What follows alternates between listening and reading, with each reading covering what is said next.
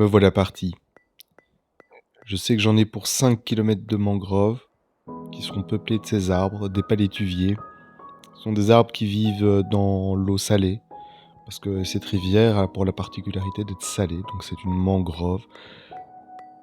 Ils sortent le sel qu'ils absorbent par leurs feuilles, ainsi qu'à marée basse par leurs racines, car ils sont tout à fait découvertes.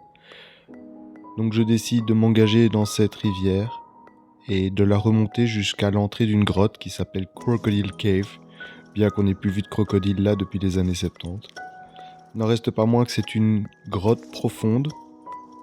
Je n'ai pas trop d'idée de la distance que j'aurai à parcourir sous terre. Tout ce que je sais, c'est que je me situe sur une île karstique.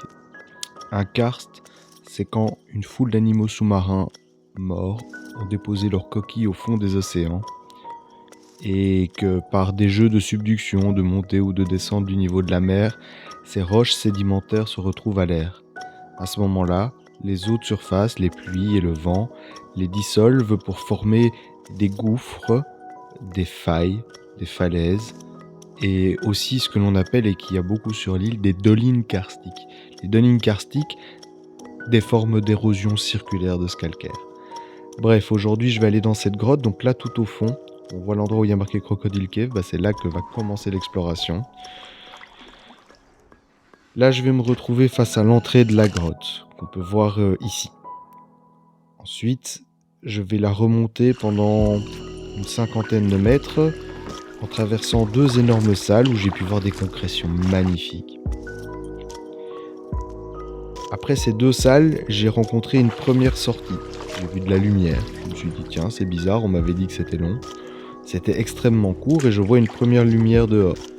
Bref, j'arrive à sortir, je continue la rivière dans une mangrove telle que vous la voyez ici. C'est celle que j'avais rencontrée pour venir. Donc je continue à ramer sans trop me poser de questions, en me disant que c'est cool, que finalement ça va être plus court que prévu. J'arrive par contre là, à ma grande surprise, dans une deuxième grotte. Donc le bras de rivière que j'emprunte s'enfonce une deuxième fois dans une grotte. Donc je remonte la grotte, je me dis je vois la lumière de l'autre côté, ça a l'air assez court. Je traverse sans trop d'ennui, voilà, je continue, tout en me méfiant des lames de calcaire qui tapissent le fond, car malheureusement le karst a pour caractéristique du coup de former ces espèces de lames qui vont dans le sens des va-et-vient des marées, et qui sont extrêmement tranchants, ce qui rend les choses un peu dangereuses pour mon petit kayak tout fragile.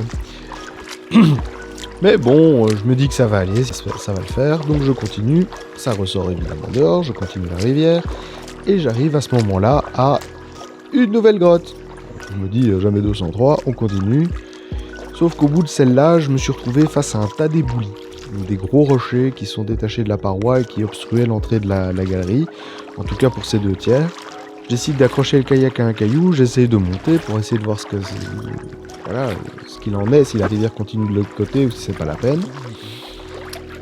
Et là, au moment de sortir, je lève la tête et là, la GoPro qui était fixée sur ma tête décide de tomber. Pile poil entre 2 gros cailloux, impossible de la récupérer, bref, j'ai perdu ma GoPro. Je décide néanmoins de continuer, transportant le kayak à travers ces éboulis, ce qui était quand même assez hasardeux. Là, j'arrive de nouveau dans une rivière que je remonte. Le GPS ne comprend, comme vous avez pu le voir sur la carte, absolument rien à l'endroit où je suis. Au bout de 3 heures de rame dans un sens, je me dis qu'il commence à être temps de faire demi-tour parce que voilà, j'arrivais pas à savoir jusqu'où j'allais me retrouver. J'étais pas du tout équipé pour franchir de la forêt, donc je décide de faire demi-tour. Au moment de faire demi-tour, je dois franchir évidemment plein d'arbres parce que la marée était descendante, donc je dois franchir plein d'arbres qui me barraient le passage. Je vous raconte pas le gymkhana pour passer au-dessus. Bref, j'arrive à l'endroit où j'avais eu les éboulis. À cet endroit-là, de nouveau, portage du kayak, un peu hasardeux. On fait très gaffe à essayer de pas le percer sur un coin de rocher hyper coupant, mais bon, bref. Je le repose à l'eau, je me tape dedans, et là, j'entends ce que je redoutais le plus. Je rappelle qu'on est à la 3e grotte et j'entends. J'avoue ne pas avoir tout à fait gardé mon calme. J'ai ramé comme un taré pour arriver sur une berge. Là, j'ai sorti le kayak. Un peu paniqué, j'ai commencé à le rincer de partout pour voir d'où venait ce trou. Je me rappelle que je viens d'oublier mon kit de rustine. Bref.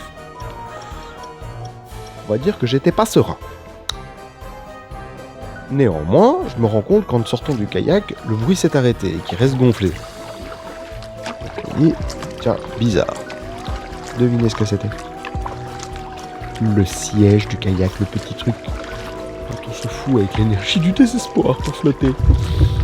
Qui avait le bouchon qui s'était soulevé dans la manipulation du kayak et surtout dans la remise à l'eau et qui filtait. Bref, le cœur à 220, je fais une petite pause, je reprends mon chemin.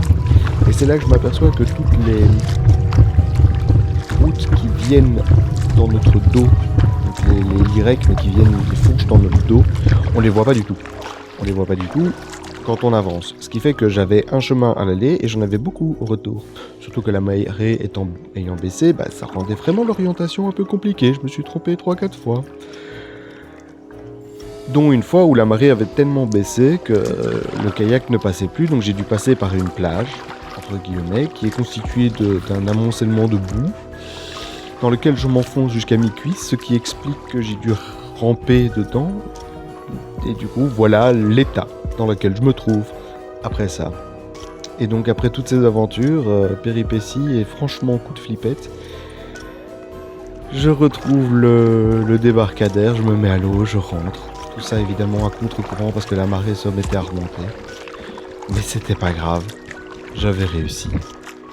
L'exploit a été réalisé. Je suis vraiment désolé de ne pas vous proposer d'image pour cette aventure.